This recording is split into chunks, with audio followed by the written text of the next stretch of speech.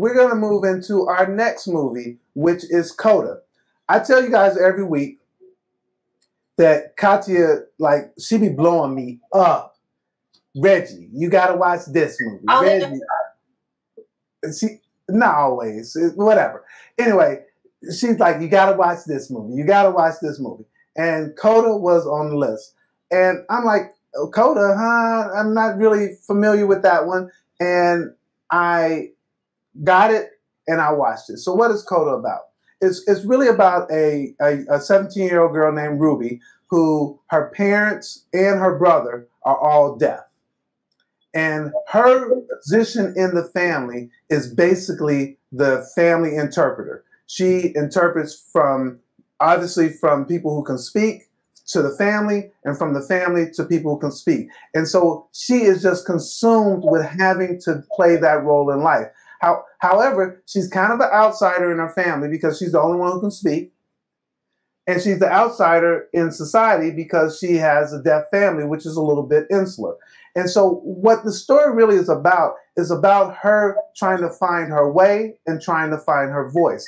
And when we say voice, it's not even a pun because she can sing and she likes music. And she's learning that music is really important to her, but that might jeopardize the relationship that she has with her family. Her family, they're fishermen, and they really need her to help them on the waters to fish and with the business and talking to different people and things of that sort. I like this, Katya. Oh, how can you not? There were moments, I can't even lie to you. I was just sitting there and tears were just like running down my eye. What I liked about this is that first, I like the music. I like the music that they chose in this. You get a little Tammy Terrell. I'm like, come on, y'all. You get some Marvin Gaye. I'm like, I like that. I also liked her struggle to find her place and to find her voice. Is that they made her, when you see her in the beginning, from going to work to do the help with the fishermen in the morning, and then go to school and then try to do some singing stuff, you feel for this. You're rooting for her from the get-go. And I think that the writers were really smart because they developed all the characters. The father had his own personality. The mother had her own personality. The mother and father were kind of wild. But it was like these people were people, not these people were deaf people. So they had lives, they had concerns, they had feelings. I liked this. I liked her journey as to trying to figure out what was she going to do. And I think that the biggest thing is that this is more than a girl trying to find her way, but it's really about a family trying to come to grips in order for her to find her way, and understanding that they probably need to get out of the way for her to do so. So it's a beautiful story. I like this a lot. Katya. I love this film. I saw it at Sundance, and I was like, oh, it would have been nice if we all would have been together. But, we'll be together soon again. There's so many great things about this. And what I love is exactly what you said. We're seeing people that happen to be deaf, and we are forced to be in their world, as it should be. I love how we have quiet moments, because as hearing people, we don't know what they go through. We can empathize, but we don't. The scene when they are in the auditorium and them trying to connect and showing the struggle, but they're still there because it's important for their daughter. I also understand that the daughter story is a universal story. It's not just, I don't think you have to be deaf to understand that you want to get away from your clingy family, that you want to go and be in a space where you get to be yourself. You're not an attachment to all these other people. Her trying to explain to her family that she loves them, but she wants her own life. I think that's something we all can relate to. Do you know what I mean? I am so thrilled that Marlee Matlin is in this film.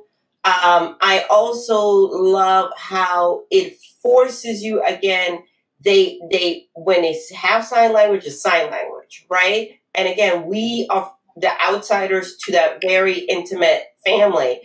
And everybody has, like you said, has context and has purpose. There's not just, okay, we're going to throw this in. And I also loved I'm a huge fan of Eugenio Derbez, who is, a Latin actor, and this is what we're talking about, where you just get to play a role and you happen to be Latin, and he's more or less the guy that helps her see herself.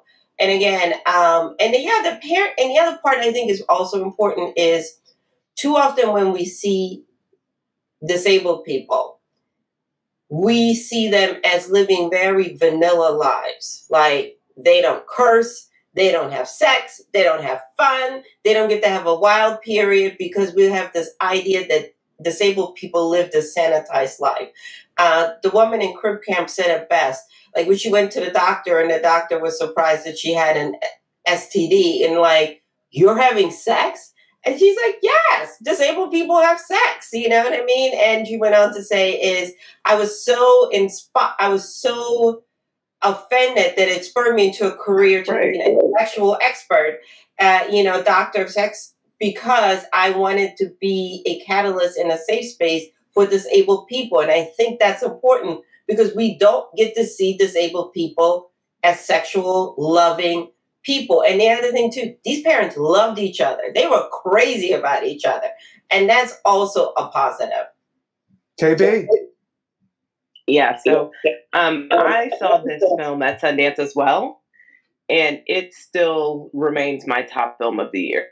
I just have not seen anything like this story before. It was endearing. It was heartbreaking. It was exciting. It was all of the things. It was human. It was just about the human experience and how growing up can be challenging, and how growing up with disabled parents is challenging, how growing up with parents, if they're disabled or not, is challenging. How just trying to find your own voice and your own footing within your family, within your school, within your life. And kind of letting go of your parents' expectations for you. I think that was the hardest part for Ruby, was really coming to terms with the fact that, like, I don't want to stay here and run this fishing business. And that's fine if that's what my parents want to do. But the parents also letting go of this dream that they have for her, and her life, when it doesn't align with what she wants to do and the choices that she wants to make, and even the mistakes that she's going to make inevitably. So I think my favorite scene is the one in the auditorium.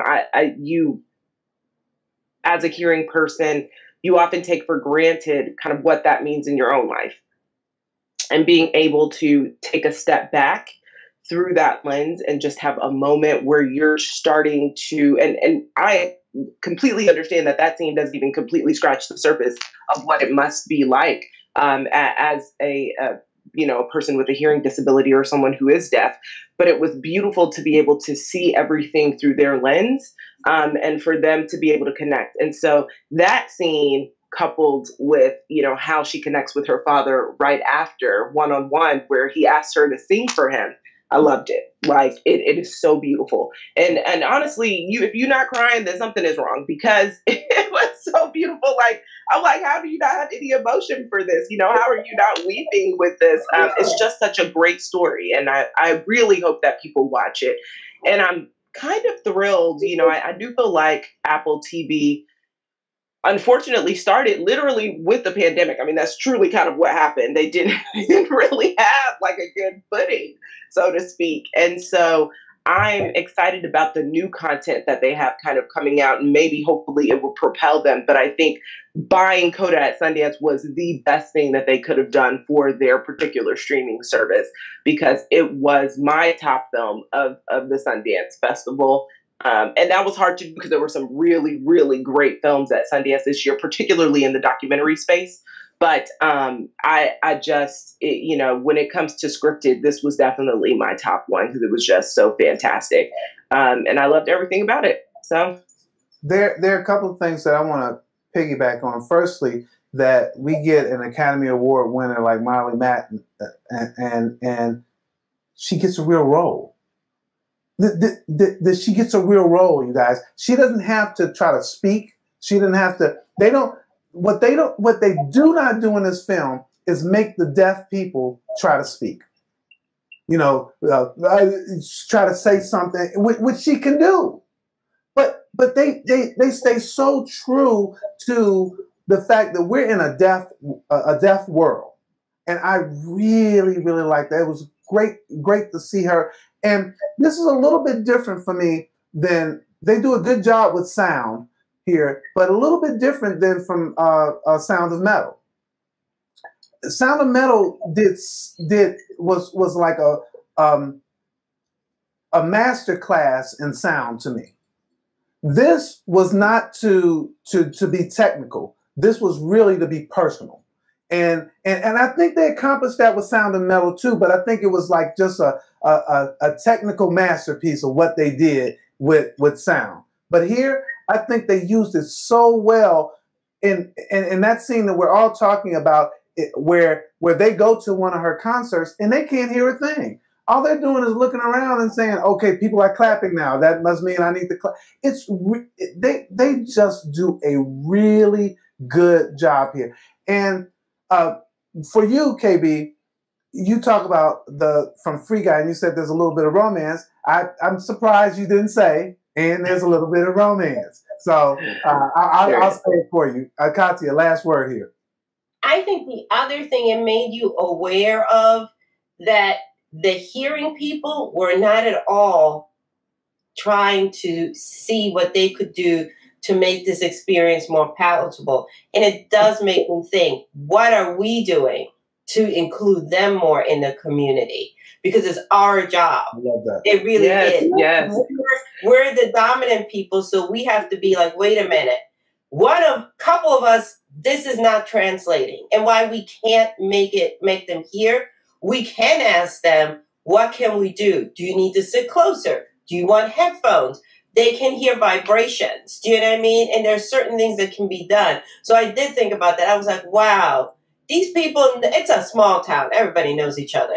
Didn't nobody ask them, hey, what can we do to make it better for you? And I think that's a nice way of kind of like saying, shame on you. Because they're, like Reggie said, they're sitting there and people are looking at them and they're like, oh, because it's a common thing. Everybody talked about how they couldn't hear, like they're the family that can't hear. So I really was like, okay, that's smart. She's kind of like on you without saying it out loud. No, I will say, no, there are moments where she shows how nasty the hearing people really are to them. Yeah. And it does make you check your own privilege, and not saying that you've been, nasty to anyone in the deaf community, but you still haven't been accommodating. So That's both. It's both. Because she definitely shows the ones that are nasty. And you're like, how do you treat another human being like this? Like, I don't understand. But also to your point. Yeah. So, I honestly walked away like, okay, I need to do a better job of, one, learning sign language, and two, just being more aware. I love that. I love that, KB. And it always made me think why we don't learn sign language in school. I mean, why that's just not in elementary school. We just learn it. Everybody knows it. Not some little cursory thing. Because I think we had like a day or so of learning a couple of signs. Thank you, kind of stuff, right? But I think I would like, so this one for me is a must watch it. A must, not a kind of it. This is so good, and I would gather the whole family around. And don't get turned off on this discussion about deaf people, because this is a universal story. It is a universal story. This is a must watch. Katya. Oh, absolutely. And bring tissue. Yeah, KB. 100% must watch.